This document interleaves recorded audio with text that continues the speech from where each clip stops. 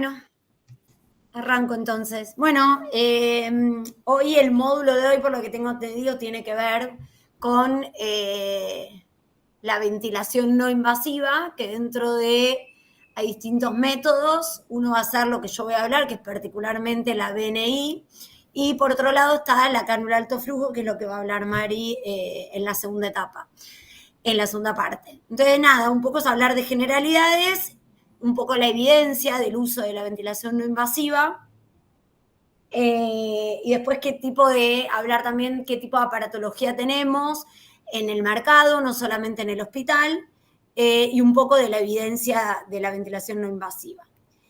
¿Cuál es la definición? Es la utilización de un ventilador con el objetivo de aumentar la ventilación alveolar sin la utilización de una vía aérea artificial, o sea, ya sea un tubo o una traqueotomía. Y esto es lo que más lo define y le hace la diferencia a la ventilación invasiva, ¿sí?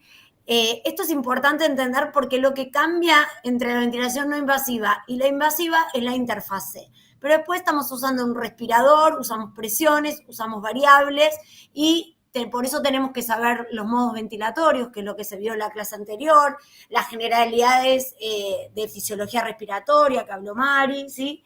Porque en realidad lo único que cambia, ¿sí?, es la interfase. Pero dentro de esto viene obviamente asociado a otras respuestas, algunas respuestas fisiológicas y algunas evidencias diferentes con la ventilación invasiva. Dentro de lo que es la respuesta fisiológica, claramente lo que nos sirve es para disminuir la sobrecarga del trabajo muscular, mejora el intercambio gaseoso, aumenta el volumen corriente, ¿sí?, mejorando la capacidad residual funcional, facilita el reclutamiento de unidades alveolares y disminuye el retorno venoso y la precarga del ventrículo izquierdo, ¿sí? Yo quería decir una cosita sobre esto de la disminución del retorno venoso y la precarga del ventrículo izquierdo, que es donde más tiene que ver con la fisiología, en lo que tiene que ver con el edema agudo de pulmón, que es una de las patologías que más vemos en el shock y de fácil resolución, entre comillas, ¿sí? Y esto es importante entender que muchas veces decimos, bueno, le ponemos ventilación no invasiva como si la PIP sacara ese agua extra, ese agua que hay a nivel alveolar. Y esto es importante, por eso lo puse como diferencial del resto, que en el contexto del edema pulmonar cardiogénico, cuando aplicamos PIP, la PIP tiene la función de mantener los alvéolos abiertos al final de la expiración. Eso lo que hace es reducir el colapso alveolar y mejora la oxigenación, ¿sí? Esto es una respuesta fisiológica normal. La acumulación del líquido alveolar va a aumentar la tensión superficial y disminuye la acción del surfactante. Entonces, el mecanismo principal de mejora de la oxigenación es por la reducción del shunt, pero la PIP no empuja el líquido fuera de los alvéolos, ¿sí? Si bien está ahí como pregunta, es no, ¿sí? Lo que sucede es que la PIP lo que hace es aumentar la presión intraalveolar.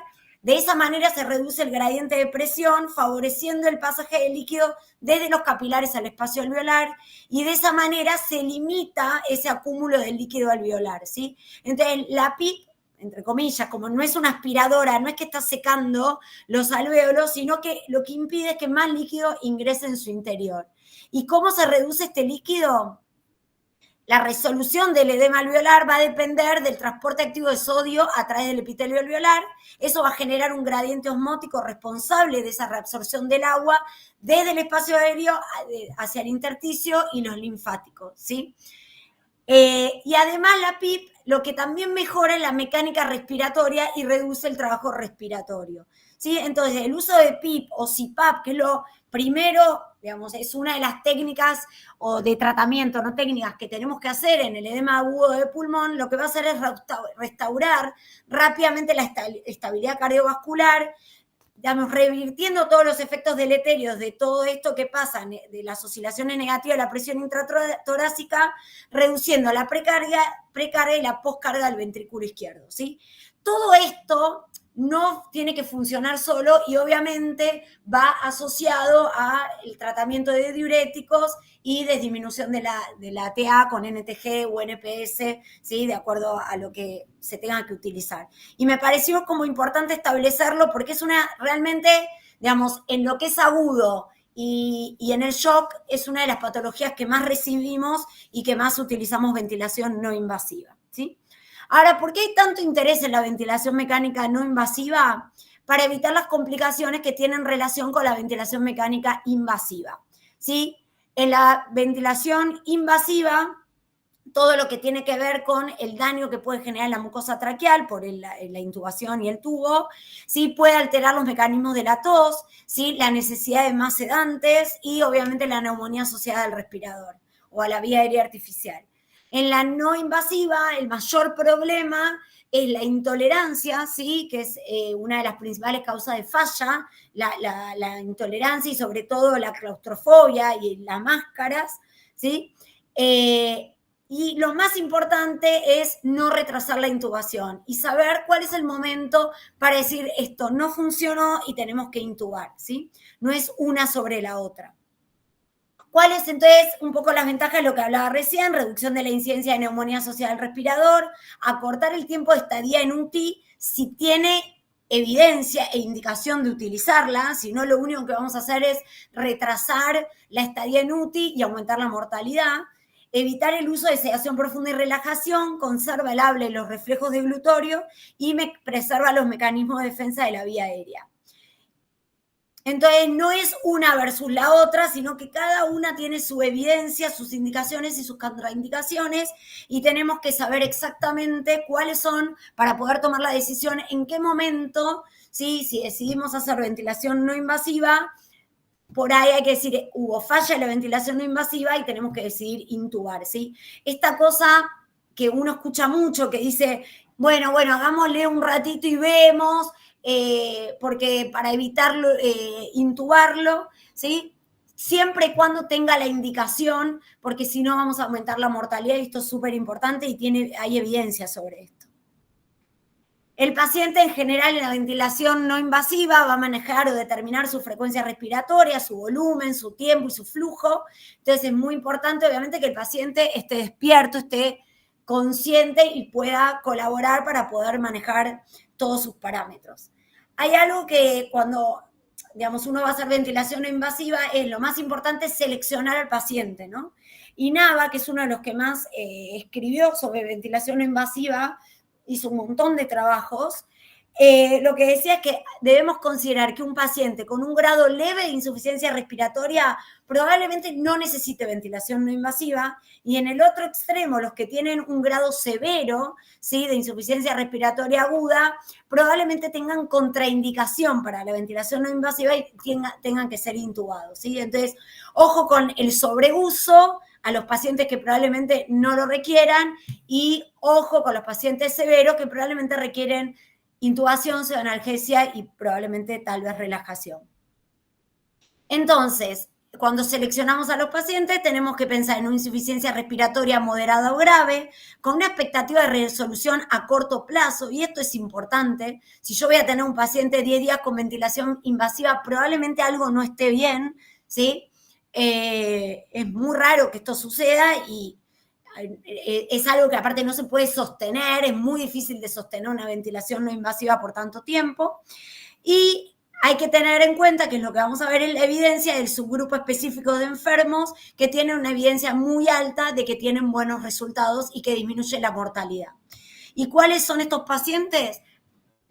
Un EPOC reubicado, pacientes con sobre todo hipercápnicos, ¿sí? Menos de 7,35 de pH y PCO2 de más de 45, el edema agudo de pulmón de origen cardiogénico, por todo lo que charlábamos, ¿no? Y la falla respiratoria aguda en inmunodeprimidos. En la reubicación de POC tiene una recomendación nivel muy alta, ¿sí? Un nivel A. En el edema agudo de pulmón también. Y en los inmunodeprimidos es un poquito más baja, pero tiene también su evidencia, siempre y cuando, en realidad esto igual fue cambiando a través del tiempo, ahora tenemos CAFO, que Mari va a hablar, y por ahí CAFO sería una buena indicación para estos pacientes, siempre que también, ¿no? Tengan respuesta a la técnica, digamos que ahora por ahí en estos pacientes uno pensaría más en CAFO que en ventilación no invasiva, pero digamos, es un subgrupo de pacientes que uno puede pensarlo y evaluarlo. Bueno, esto ya lo hablamos un poco. Lo importante es entender dentro de la ventilación no invasiva qué tipo de ventiladores tenemos y qué tipo de circuitos, ¿sí? Existen los ventiladores convencionales o multiprocesados, que son los ventiladores que utilizamos para intubar a los pacientes, ¿sí? Que hoy en día en el shock tenemos estos respiradores para hacer ventilación no invasiva, con el modo ventilación no invasiva, ¿sí? Y después tenemos por otro lado, que no tenemos en el hospital, pero existe, son los equipos de ventilación no invasiva, que son los que se llaman de flujo continuo, ¿sí? Hoy en día, ¿sí?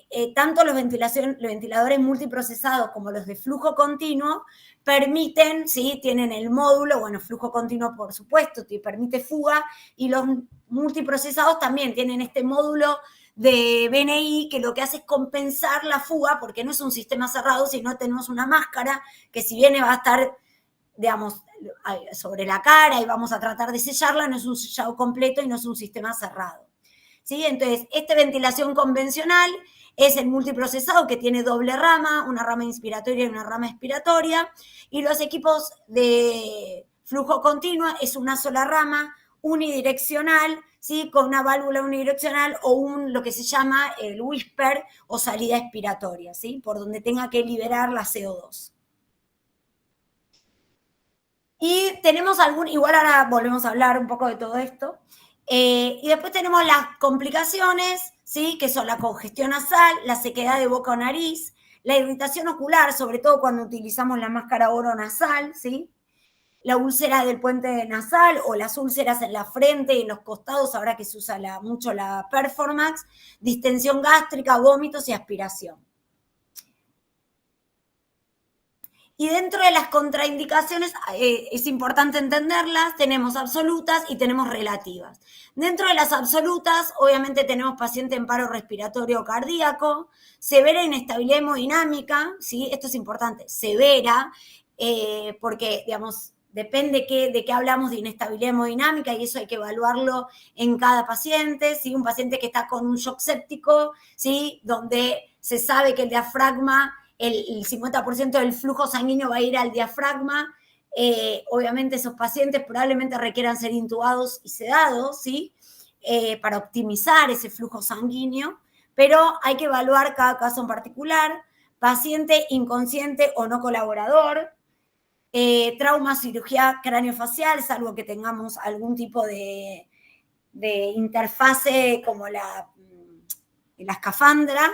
Pacientes con cirugía de vía aérea superior reciente sobre esto, hay algunas controversias porque hay algunas evidencias de que en realidad con presiones bajas, ¿sí? Se podría usar la ventilación no invasiva, pero bueno, esto en general habría que hablarlo con cada cirujano porque cada cirujano sabe bien qué hizo en esa cirugía y la probabilidad de licencia o no en esos pacientes.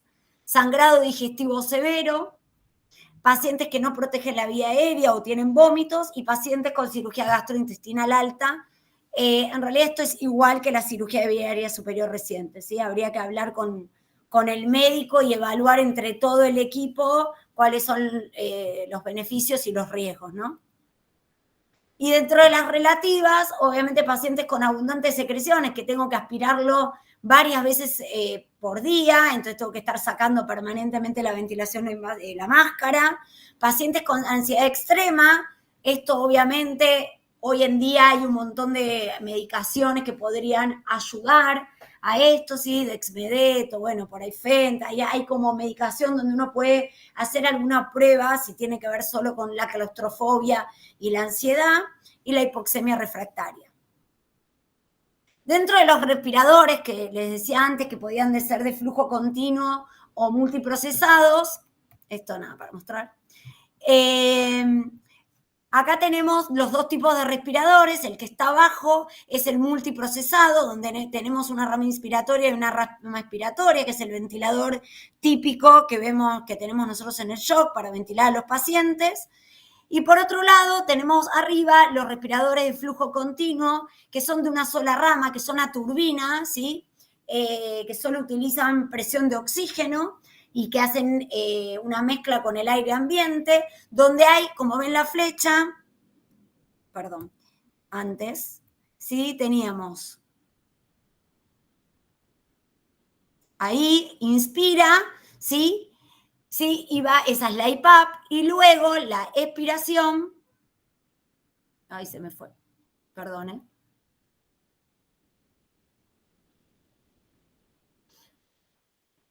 La EPAP que va a salir la CO2 por el puerto exhalatorio. Si eso puerto exhalatorio puede estar entre la rama y la máscara o puede estar en la misma máscara, ¿sí? Eso es importante, ahora igual yo les voy a mostrar imágenes, pero es importante conocer qué tengo en mi servicio, ¿sí? Para saber cuál es el whisper, qué tipo de respiradores tengo, qué tipo de interfaces tengo. Entonces acá tienen los dos tipos de respiradores, el de la izquierda, ¿sí? Que es un respirador multiprocesado, como los Neumoven nuestros, ¿sí? Y el de al lado, que tiene una sola rama y es de flujo continuo. ¿Sí? Este respirador es un híbrido porque en realidad es de una sola rama, pero tiene también para medir, es compresión de oxígeno, tiene para medir a través del flujo, digamos, puedo saber exactamente la FiO2 que le estoy entregando, ¿sí? Entonces, por eso es híbrido, es un respirador que presuriza muy bien, que tiene curvas, ¿sí? Y que nos permite, aparte, de acuerdo a la máscara que tiene, poder decirle qué tipo de máscara estoy utilizando y me va a compensar la fuga para ese tipo de máscara. Dentro de las cuando utilizamos, sobre todo los de flujo continuo, vamos a tener, y los de multiprocesado también, dos tipos de presiones, ¿sí? Presión inspiratoria y presión expiratoria. Cuando uno utiliza la presión inspiratoria, el objetivo es disminuir la carga muscular inspiratoria, ¿sí? El paciente que entra con utilización de músculos accesorios, aumento la frecuencia respiratoria, sí voy a tratar de ir aumentando la presión inspiratoria para tratar de disminuir este trabajo respiratorio y para poder aumentar el volumen minuto a través del volumen corriente, ¿sí? Y disminución de la frecuencia respiratoria. Lo que es la PIP o la presión expiratoria nos permite mejorar el trigger, mejorar la oxigenación, nos permite también lavar CO2, ¿sí? Y en pacientes con obstrucción de vía aérea superior le da estabilidad a la vía aérea superior, ¿tá? En los pacientes que tienen respiradores de flujo continuo, que tiene una sola rama, ¿sí? Tenemos dos niveles de presión y el nivel de presión, ¿sí? Que tenemos, que es la IPAP y la EPAP, esa IPAP o presión inspiratoria, ¿sí? No la toma desde por arriba del nivel de PIP, sino desde el cero. Como ven ahí, la IPAP va del cero, ¿sí? Yo tengo 15, va de 0 a 15, pero no toma en cuenta la EPAP. Entonces, la presión de soporte real que yo le estoy dando a los pacientes que tienen un respirador de flujo continuo, la presión de soporte real es la IPAP menos la EPAP, ¿sí? Y en algunos respiradores multiprocesados también pasa. Entonces, yo cuando veo las curvas del respirador, la mayoría de los respiradores nos dice más PIP o por sobre el nivel de PIP, pero si no lo dice, lo que yo tengo que ver es cuál es la presión pico, ¿sí? Entonces, a partir de ahí voy a saber si tengo que restar la IPAP menos la IPAP o el soporte es directamente la presión inspiratoria que yo le estoy poniendo. Esto era para mostrar cuál es el whisper o el puerto exhalatorio, ¿sí? Que es lo que necesitamos poner en los respiradores de flujo continuo, ¿tá? Que no, nosotros no tenemos ahora en el, cuando usamos si utilizaríamos cuando teníamos el Carina, ¿sí? Si utilizábamos de una sola rama, usábamos el puerto exhalatorio, ¿sí? Por algún lado tiene que poder expirar el paciente, si no inspira y expira por la misma rama. Acá hay otros respiradores de otras marcas. Este es uno de flujo continuo que se usa mucho domiciliario. Por otro lado, es muy importante tener en cuenta y hablar de las interfaces. Hay muchas interfaces, ¿sí? Y cada una tiene su particularidad. La interfaz es el dispositivo que intermedia entre la tubuladura del respirador y la cara del paciente y de esa manera facilita la entrega del gas presurizado entre la vía aérea. Y como verán, tenemos de todo. Tenemos la escafandra, que se usó, estuvo como muy en auge en la época de COVID, pero es algo que es de muchos años, no es que se inventó ahora. Tenemos las oronasales, ¿sí? Tenemos la de Ambu, que puede llegar a servir, si no tenemos otra opción en el servicio. Las Performax, que ven abajo, de codo azul y codo naranja. Y esto es importante, lo de los codos, porque el codo azul, ¿sí? Es totalmente sellado, no tiene lo que se llama la válvula de seguridad, ni tiene whisper en la máscara, entonces cuando utilizamos un respirador de 2 ramas, inspiratoria y expiratoria, tenemos que usar las máscaras con codo azul. Si vamos a utilizar un respirador de flujo continuo, vamos a utilizar las de codo naranja, ¿sí? Si no, va a haber una fuga que no me va a poder compensar. Y las otras interfaces que ven son más domiciliarias, ¿sí? La tolerancia va a depender de la BNI, va a depender de la interfase adecuada, los dispositivos que tengo para aplicar la BNI y la selección adecuada de los parámetros del respirador.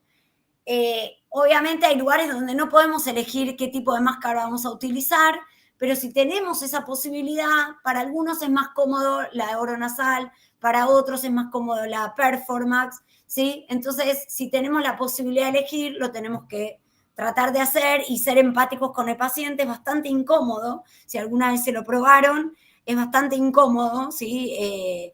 Digamos, uno viene con falta de aire, le pone una máscara con muchas presiones, mucha gente hablando, todos, entonces es bastante difícil. Acá hay más máscaras, ¿sí? Ahí está la Performax. Bueno, obviamente la máscara Ambu ahora no se utiliza, pero la hemos utilizado durante muchos años.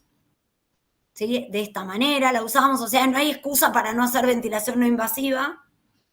Esta es la Total Face, es otra máscara que no se puede usar con respiradores multiprocesados, son solo para usar con flujo continuo porque tiene una válvula de seguridad, la escafandra. Por otro lado, hay algunas cosas que hay que tener en cuenta, ¿sí? Es cómo humidificamos a estos pacientes, ¿sí? Ustedes tengan en cuenta que los pacientes tienen la vía aérea superior indemne, que es la que se encarga de humidificar y filtrar, ¿sí? El aire. Entonces, en realidad, si uno utiliza BNI por menos de 24 horas, no hace falta ningún tipo de humidificación. Ahora, si ya uno cree que va a utilizar ventilación no invasiva por más de 24 horas, hay que pensar en algún tipo de humidificación. Y esto va a depender porque no todos, digamos, se aconseja más utilizar humidificador activo, pero no en todos lados tenemos humidificador activo, así que se puede utilizar el humidificador pasivo. Hay que tener en cuenta el espacio muerto, ¿sí? Que depende del paciente, depende de la patología, probablemente lo podamos compensar con las presiones que le estemos dando del respirador, ¿sí? Esto vamos a pasar. Y otra cosa que es muy importante son los criterios de fracaso, ¿sí? El deterioro del sensorio progresivo o excitación psicomotriz, ausencia de mejoría clínica o gasométrica a la hora. Esto es súper importante. Digamos, en general el éxito o el fracaso es totalmente clínico, ¿sí? Digamos, no, a veces uno no tiene que esperar por ahí un gas para tomar la decisión de intubar a un paciente, ¿sí? Pero es súper importante darle ese plazo de 1 o 2 horas, ¿sí? Si el paciente no mejoró, no disminuyó el trabajo respiratorio, no mejoró la gasometría, la oxigenación, digamos, lo que los llevó a la ventilación no invasiva, hay que intubar. Progresión de la insuficiencia respiratoria y progresión del compromiso hemodinámico o la acidosis metabólica. Estuve buscando alguna evidencia en lo que tiene que ver con la ventilación no invasiva en emergencia, ¿sí? Esta revisión clínica del 2024, que es la revisión del uso del soporte respiratorio no invasivo en insuficiencia respiratoria aguda, en urgencias, analiza las modalidades no invasivas, IPAP, BIPAP y CAFO también, así que después sirve también para lo que va a decir Mariana. Los fundamentos fisiológicos, indicaciones, controversias y recomendaciones prácticas, ¿sí? Las guías internacionales, entonces un poco repite lo que yo les dije, ¿sí? Pero me pareció importante el tema de la evidencia, una rebudización de POC, pero con acidosis respiratoria, con una evidencia fuerte, el edema cardiogénico, ¿sí? La insuficiencia respiratoria y el COVID, sobre todo, que es lo que vino después, sobre todo es más CAFO que ventilación no invasiva, ¿sí? Sobre lo que sería obviamente oxígeno convencional, y asma no tiene una recomendación firme, ¿sí? O sea, que no quiere decir que uno no la utilizaría, pero en general el asmático, ¿sí? Salvo que tenga una respuesta muy rápida a la ventilación no invasiva, en general no tienen un trastorno estructural, sino que tienen o dejaron de utilizar la medicación, ¿sí? Tienen un broncoespasmo que es reversible, ¿sí? Y muchas veces con intubarlos, sedarlos y darle 1 o 2 días que ese broncoespasmo revierta, ¿sí? El paciente le va mucho mejor que la ventilación no invasiva. Pero eso no quiere decir que no. Yo creo que se puede utilizar en personas jóvenes, tiene algún tipo de subgrupo de pacientes, pero tiene que tener una respuesta de mejoría rápida. Si no, hay que tomar la decisión de intubar. La conclusión de este trabajo: el soporte respiratorio no invasivo es clave en insuficiencia respiratoria en urgencias. La primera elección en EPOC y edema cardiogénico, y el alto flujo en insuficiencia respiratoria hipoxémica, ¿sí? Y el éxito es un poco lo que yo dije, depende de la selección adecuada, inicio precoz y monitoreo estrecho, ¿sí? Esto también es importante. Son pacientes que dentro de la primera y segunda hora tengo que estar muy cerca monitoreando a estos pacientes, ¿sí? O sea, van a ver que dentro de esta hora solemos estar, les cambiamos las presiones, modificamos algunas cosas, vemos si toleró la máscara, si no la toleró, si hay que darle alguna sedación, ¿sí? Más allá del tratamiento médico. Entonces es muy importante el monitoreo estrecho.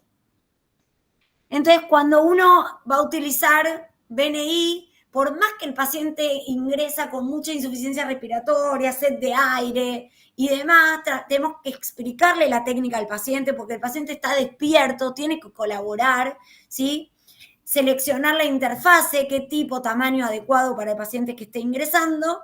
Y lo otro que es muy importante es empezar con presiones subterapéuticas, ¿sí? Esto es muy importante. Yo, si a un paciente que viene con sed de aire, le pongo la máscara con presiones altísimas, probablemente falle, porque yo también te sacaría la máscara, empezaría a manotear.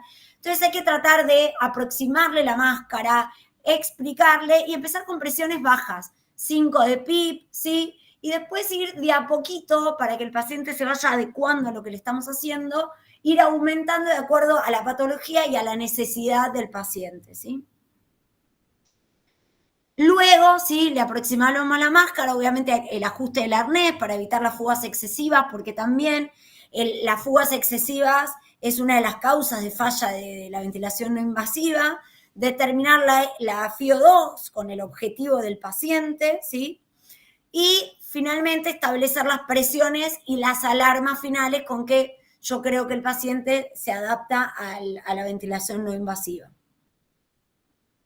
Entonces, la monitorización estrecha, cardiorrespiratoria, la sincronía paciente-ventilador, el tema de la gasometría, sobre todo a la hora de la ventilación no invasiva, y evaluar la posibilidad de utilizar sistemas de humidificación. Y después hay otras guías, bueno, están las guías que ya hablaba, o sea, nada, dicen un poco lo mismo, ¿sí? Así que no voy a como repetir, pero es importante, ¿sí? Esto de que es la evidencia grado A en pacientes con exacerbación de POC. Fíjense que dice sin acidosis pH normal, la recomendación es baja, ¿sí? Con acidosis la recomendación es fuerte, reduce la mortalidad, la necesidad de intubación, mejora la disnea, debe iniciarse precozmente y bajo monitoreo. Cardiogénico y asma, el edema, fuerte recomendación, ¿sí? Sobre todo CPAP, ¿sí? También disminuye la mortalidad y la tasa de intubación, y el asma aguda, evidencia insuficiente, sin recomendación.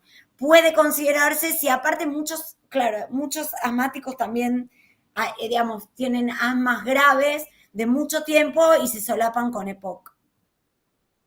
Los inmunocomprometidos, ¿sí? Tiene algún tipo de recomendación condicional a favor de la VNI-CPAP temprana, disminuye mortalidad, intubación, neumonía, pero ojo con estos pacientes, porque si no mejoran, a veces es mejor OS o ventilación no invasiva, CAFO, como decía, pero ojo de retrasar la intubación porque puede agravar la lesión pulmonar y generar injuria asociada a, digamos, bili, ¿sí? La bili no tiene que estar el paciente ventilado para que le generemos bili, el paciente digamos, la interfase no cambia esto, con lo cual todo lo que hablamos de modos, de saber qué modos utilizamos, qué tipo de presiones vamos a utilizar, cuánto volumen les vamos a entregar, es igual de importante con ventilación invasiva y no invasiva.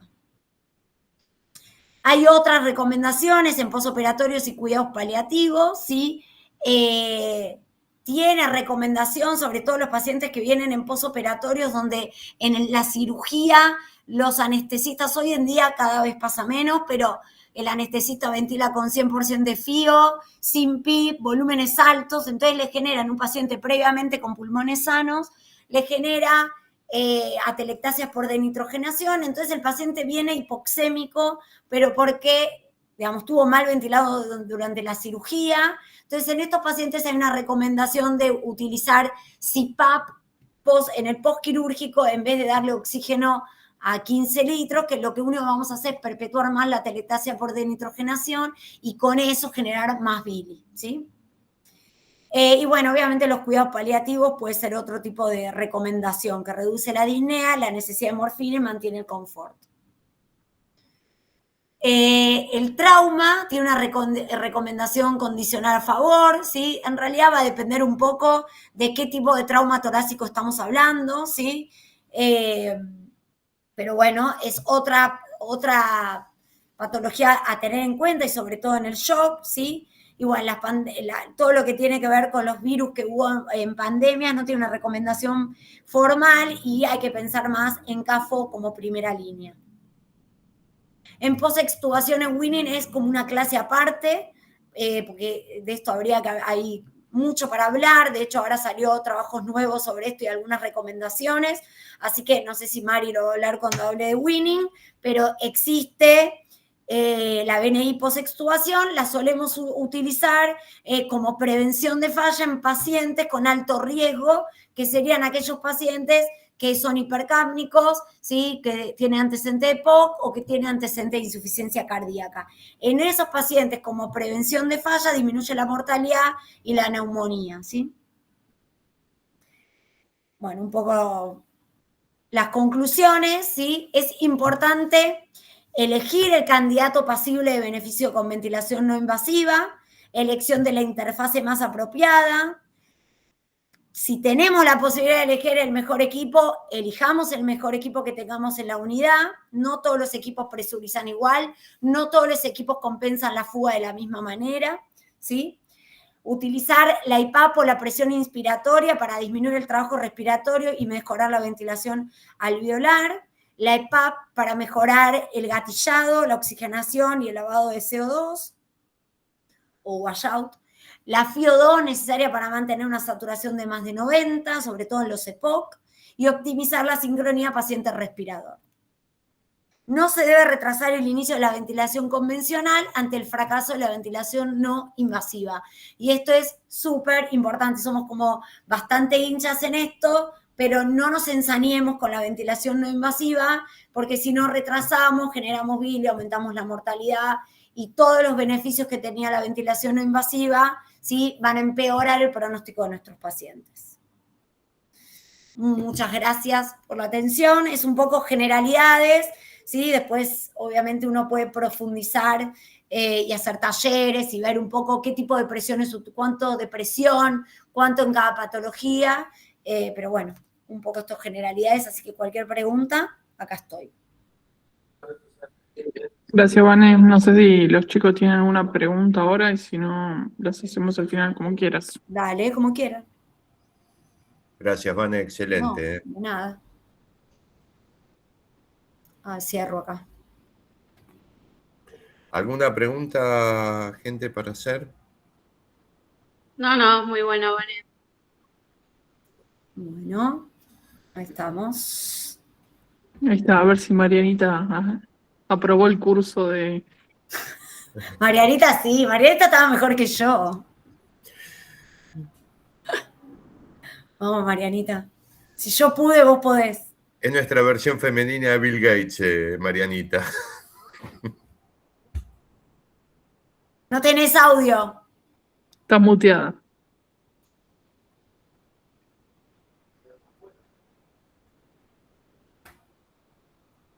Si yo soy Bill Gates, imagínate lo que es el resto. Ese es el problema que tenemos.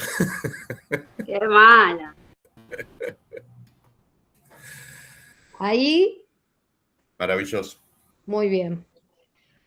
Bueno, a mí en este momento voy a hablar de lo que es la cánula de alto flujo, ¿sí? Que es que como objetivos de las clases, lo primero que vamos a ver son los equipos e interfaces que tenemos, los efectos fisiológicos de la cánula de alto flujo, las indicaciones y los criterios de falla y de éxito. Son, digamos, parecidos a lo que fue la clase de BNI. La cánula de alto flujo es un dispositivo de oxigenoterapia, ¿sí? De alto flujo y de rendimiento fijo, que al igual que la máscara Venturi y el resucitador manual. Nada más que en este caso, el flujo de aire que se entrega es muchísimo mayor, casi mayor al inspirado por el paciente. Entonces, podemos decir que casi el paciente solo respira el gas suministrado por el equipo. Como dije, lo que nos permite la cánula de alto flujo es entregar FiO2 altas, conocidas y estables, casi al 100% podemos llegar a entregar.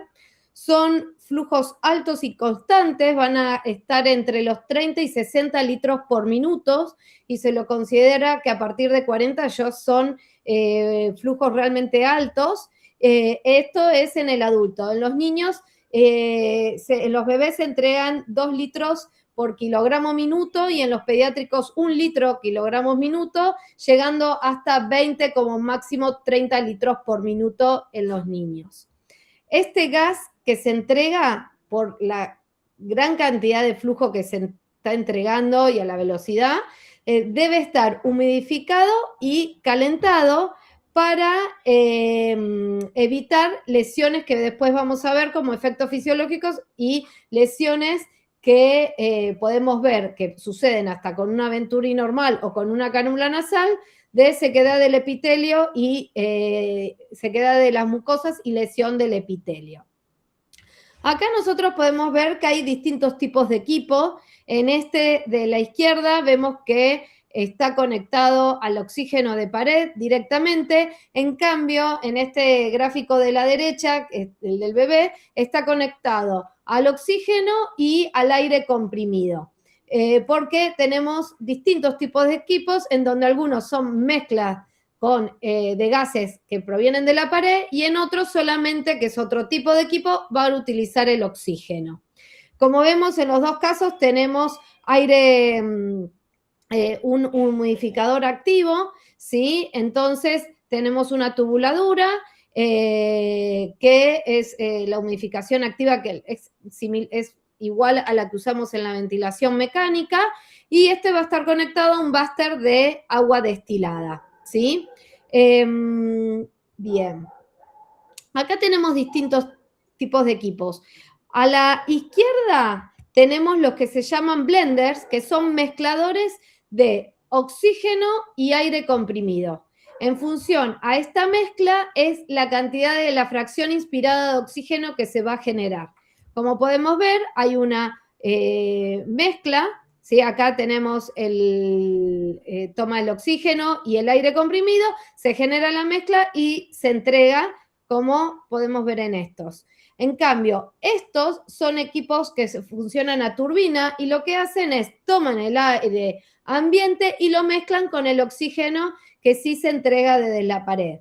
Y ahí se hace la mezcla de oxígeno, mezcla de gases dentro de por la turbina, dentro de la turbina, y lo que permiten estos equipos de las derechas, que es el Airbox, que es el más conocido, este era el que teníamos nosotros antes en el servicio, que lo tuvimos que devolver, y esto es lo que permite tener una FiO2 estable y conocida. Con los blenders, muchas veces lo que sucede es que hay una pequeña fuga de la fracción inspirada de oxígeno, entonces puede ser relativamente un poco menor a lo que nosotros calculamos que estamos entregando.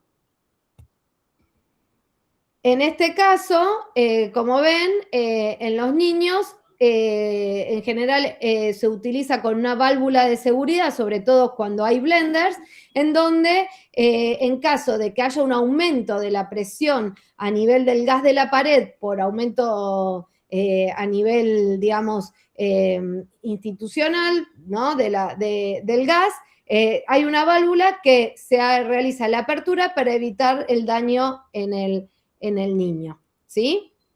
Y en los blenders, para uno poder determinar la FiO2 entregada, se utiliza esta fórmula en donde se multiplica el flujo de aire que estamos entregando por 21, más de aire comprimido, ¿no? Más el flujo de oxígeno por 100 sobre la suma del flujo de aire comprimido y oxígeno. A partir de esta manera nosotros podemos calcular la FiO2 entregada.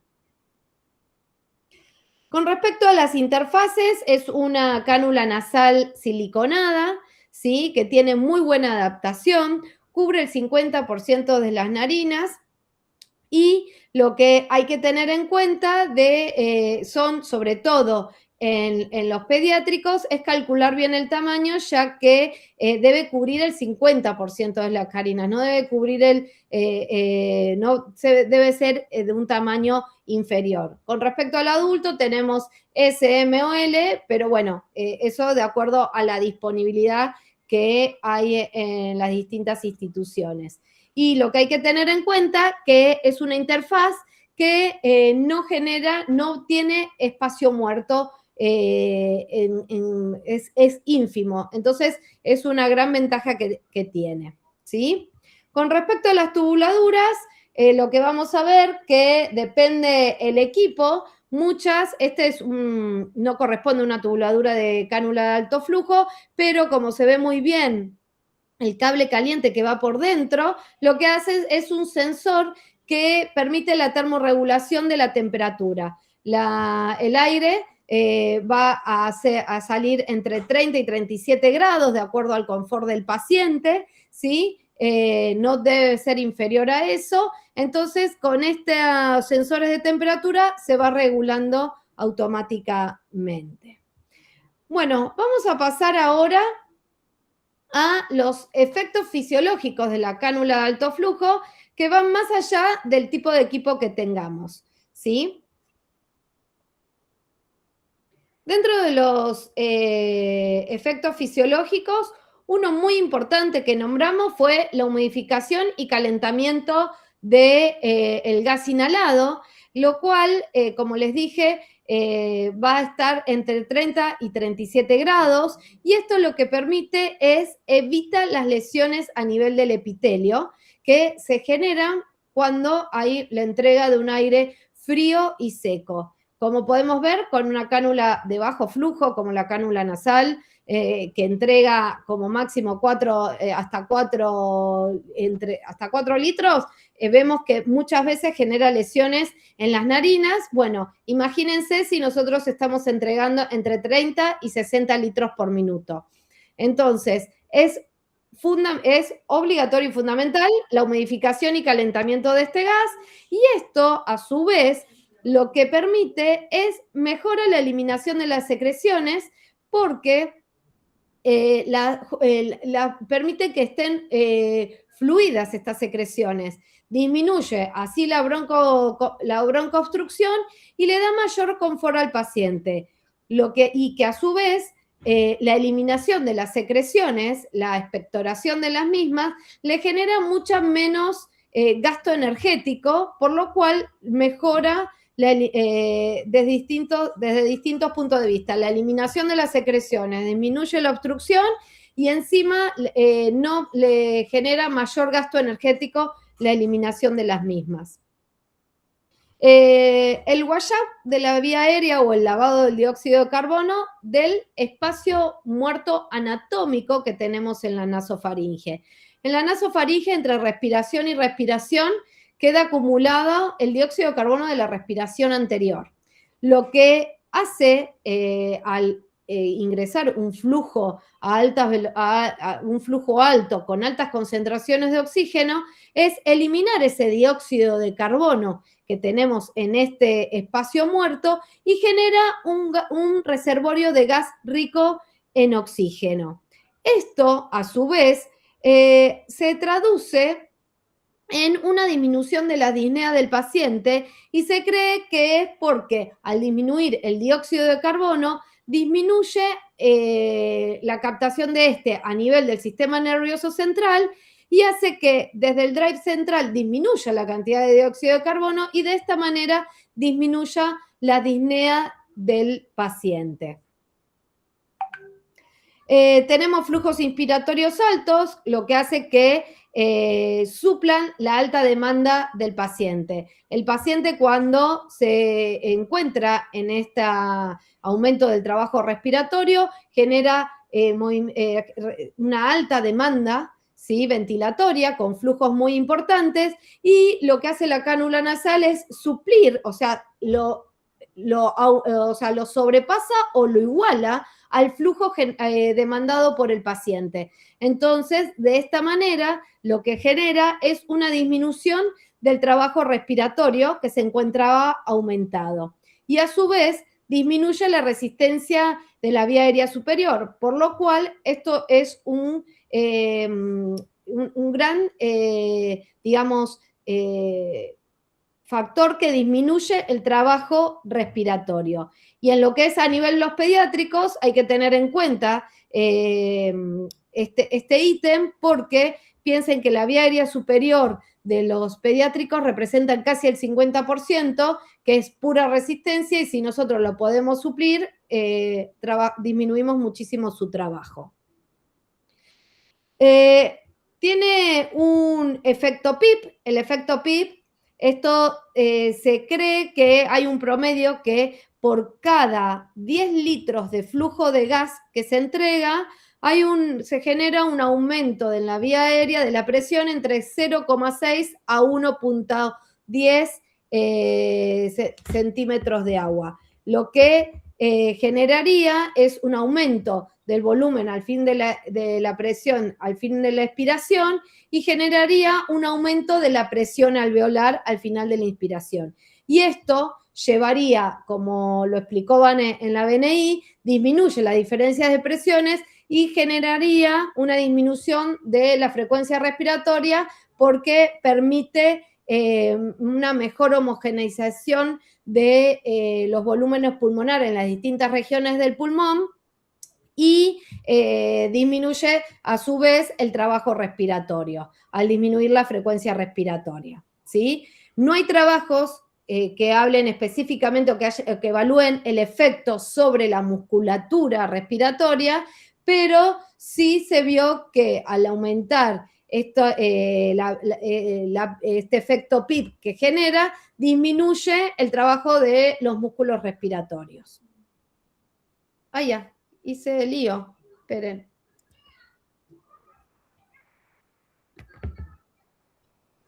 Ya. Todo mal me salió. Esperen, Ahí está.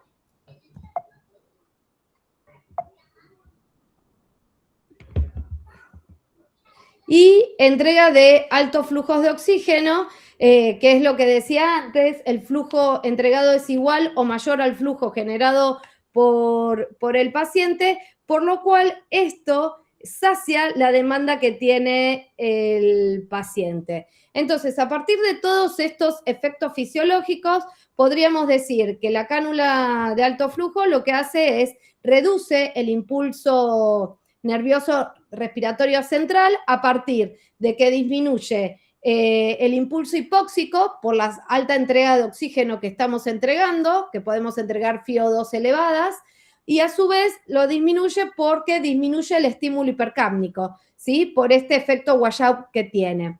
Y a su vez esto hace el efecto PIP al aumentar la presión en forma consecutiva, al aumentar la presión alveolar, lo que genera es disminución del trabajo respiratorio, generando una mejor oxigenación y, en definitiva, una mejora en la mecánica respiratoria. Bien. Bueno, esos eran los efectos fisiológicos, pero también vamos a hablar de los efectos clínicos que tenemos. Directamente nosotros podemos ver que disminuye la frecuencia respiratoria, disminuye el trabajo respiratorio, vemos que hay menor uso de los músculos accesorios y mejor un patrón respiratorio mucho más sincrónico. Es cómodo y fácil de usar, tiene buena tolerancia en general a la interfase porque es pequeña y es siliconada, el gas está humidificado y calentado y tiene muchísimo mayor confort que el resto de los dispositivos. ¿Cuáles son las indicaciones que tenemos? La primera y principal es la insuficiencia respiratoria aguda hipoxémica, la IRA tipo 1. Esa es la principal indicación y donde se observaron mejores resultados. Y luego le siguen los pacientes inmunocomprometidos, pacientes en post-extubación con alto riesgo de fracaso, y en los pacientes postquirúrgicos, sobre todo en cardiopatía torácica, con alto riesgo, y en los obesos.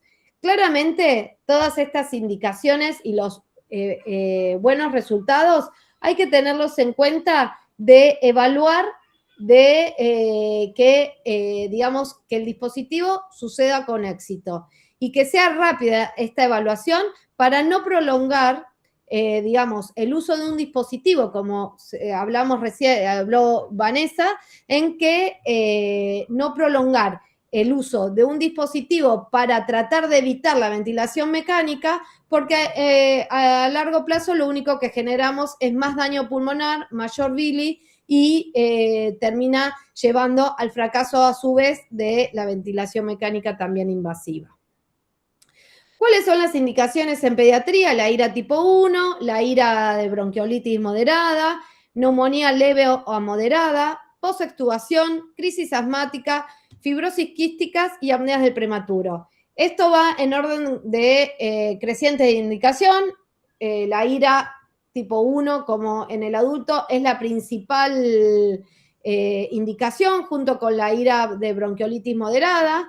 Ya se lo incluyó en las postas de pediatría en la época invernal de bronquiolitis, el uso de la CAFO en los bronquiolitos moderados para su tratamiento, ¿sí?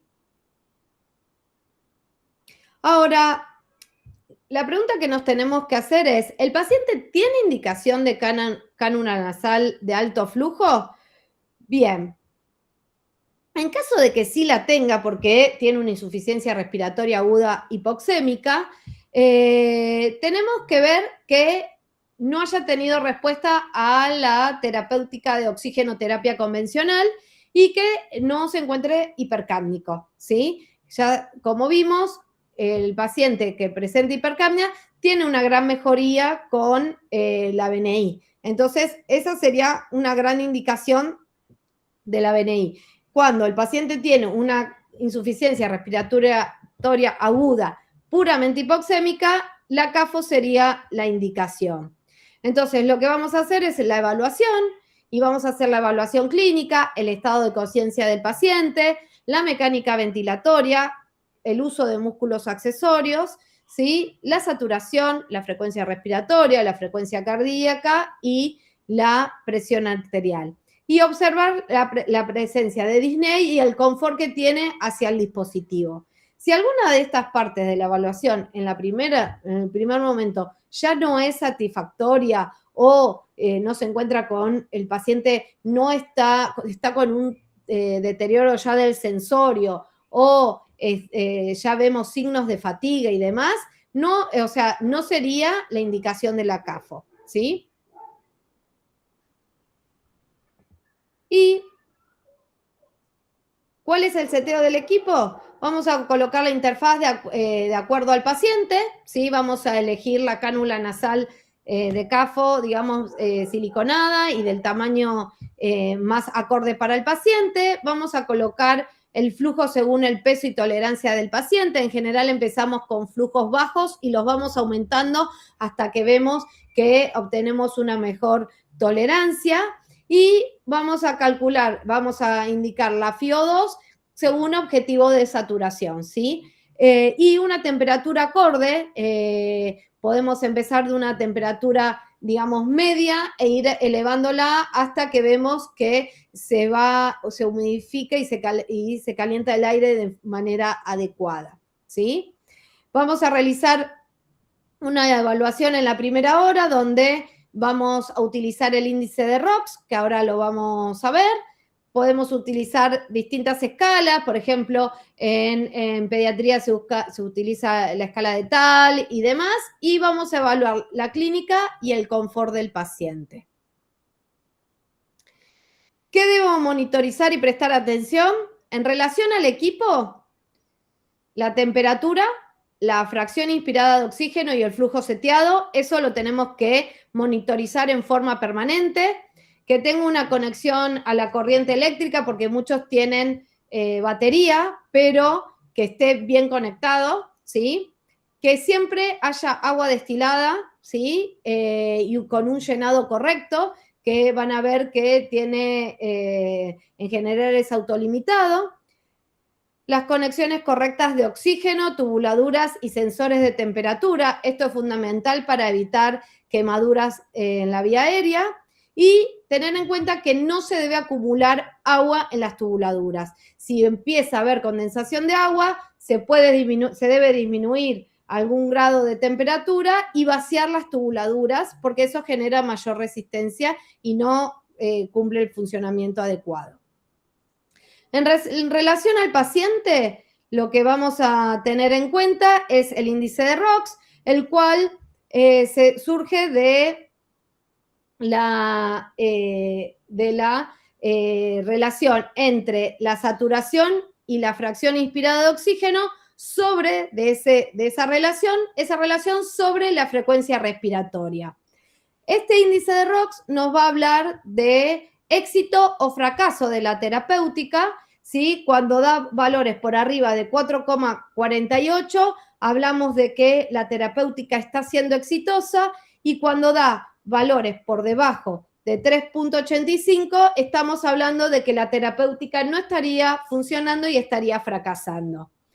Esto, a su vez, se debe evaluar, vamos a ver que se evalúa el índice de ROX, está recomendado evaluar a la hora, a las 6 horas y a las 12 horas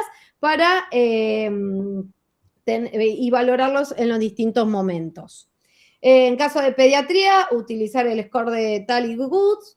Después tener en cuenta la clínica del paciente, el sensorio, la mecánica ventilatoria debe mejorar, debe haber menos uso de los músculos accesorios, debe mejorar la frecuencia cardíaca, la presión arterial se debe mantener y debe mejorar por sobre todo la disnea, esta sensación de falta de aire del paciente, ¿sí? Pero el monitoreo debe ser estricto. Es un dispositivo que no se puede dejar al paciente y nosotros irnos, sino es como la BNI. Nosotros tenemos que tener el dispositivo de cánula de alto flujo con un monitor multiparamétrico al lado, donde evaluamos permanentemente lo que es la frecuencia respiratoria, la saturación, la frecuencia cardíaca, y se debe, como les dije, monitorizar en forma permanente, teniendo en cuenta la humidificación, la condensación del líquido, la disnea del paciente y demás, porque rápidamente podemos lesionar al paciente. Nosotros en el hospital, cuando tenemos un paciente con cánula de alto flujo, en este momento no tenemos de nuevo el dispositivo en el shock room, pero pronto lo vamos a tener.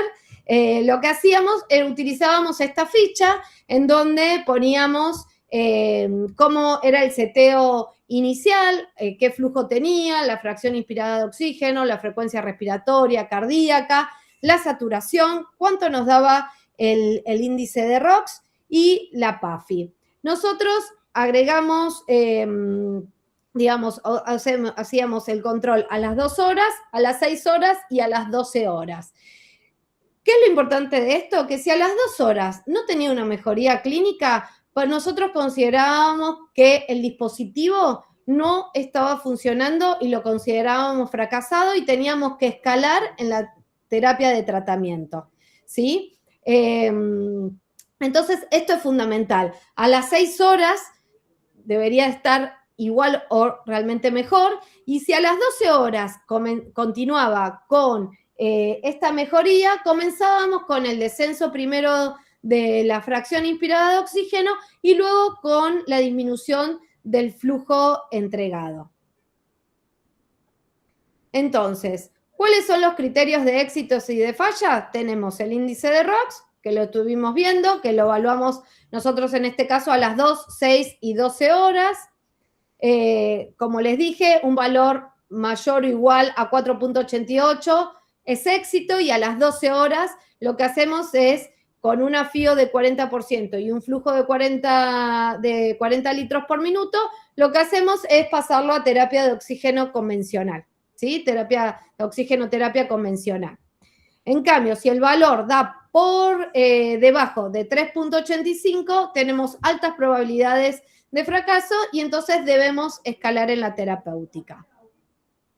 Debemos tener en cuenta los signos de dificultad respiratoria, la presencia de asincronía tóraco-abdominal o el disconfort del paciente que no se adapte a la terapéutica está asociado a alto riesgo de fracaso, por lo cual también debemos escalar en la terapéutica.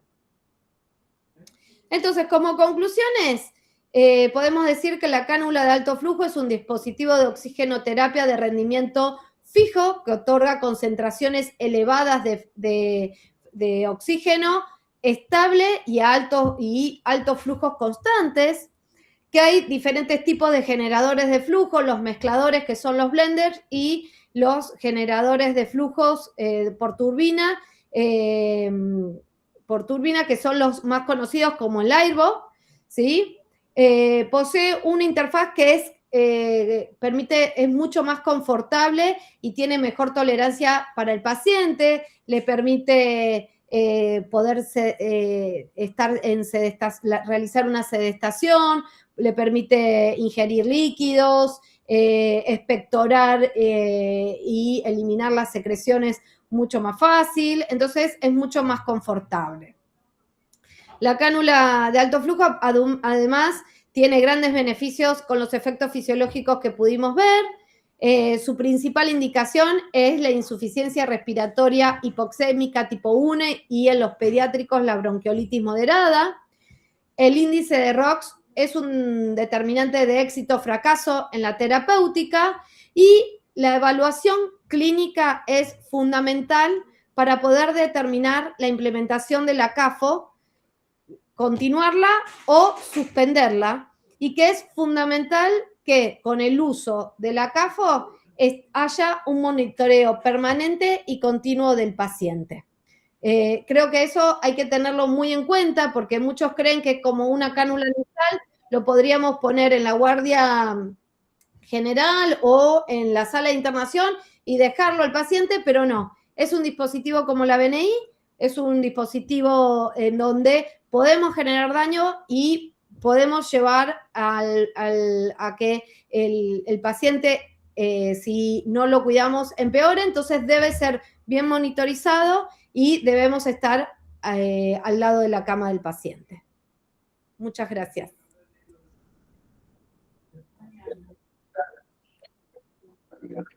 Gracias, Mari. Uy, quedé media baja ahí. Muy bueno, Mari. Bueno, no sé si tienen alguna duda o quieren comentar algo. Yo tengo una Buenísimo, pregunta, Mari. Por ahí una pelotuda es lo que voy a preguntar, pero ¿cómo se hace en el niño o bebé que no habla, obviamente, que no, con el tema para regular la temperatura? Viste que en el adulto es como todo un tema, como encontrar el confort del paciente con la temperatura, ese tipo de cosas. En el chico que no habla, ¿cómo se hace?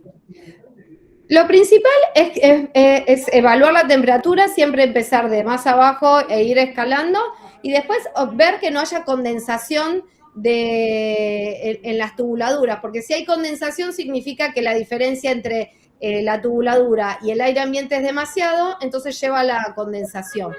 Entonces es fundamental eso. Si nosotros vemos que hay mucha condensación, significa que la temperatura del aire está demasiado caliente y en caso de los niños creo que hay que ir escalando como más progresivo, digamos, la temperatura sobre todo.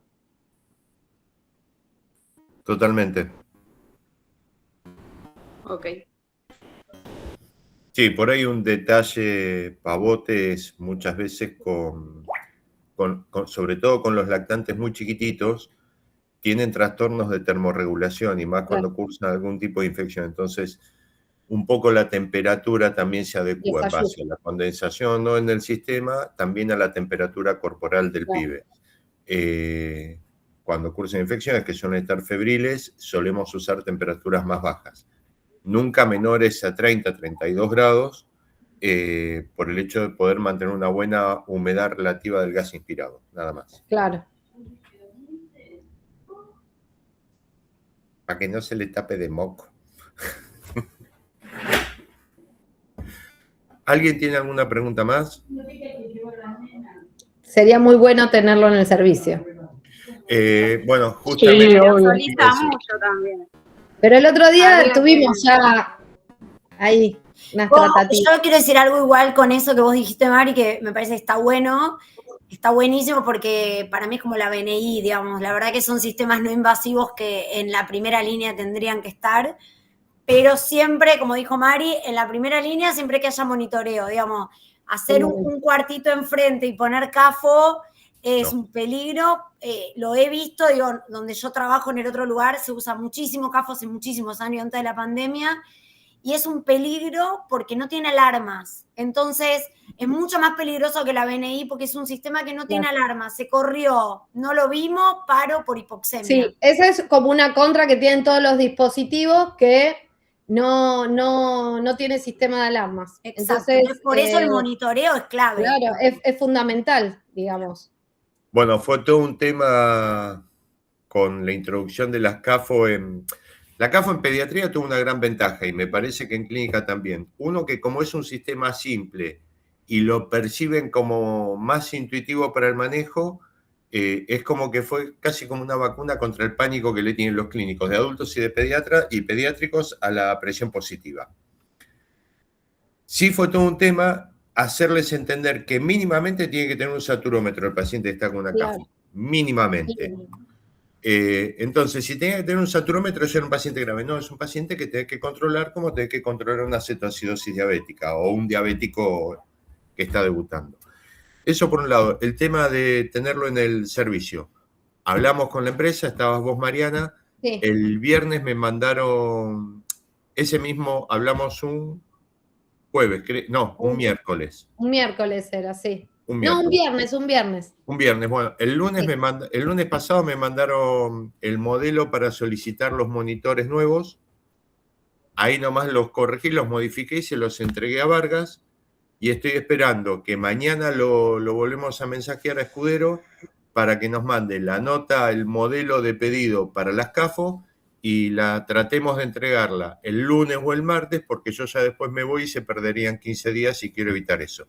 Así que mañana vamos a pinchar con eso. Perfecto. Bueno, gente, muchísimas gracias. Excelente las dos chicas y nos vemos mañana. Felices fiestas. Felices fiestas a todos. Navidad. Nos estamos viendo. Nos vemos. Hasta luego. Chao, chao.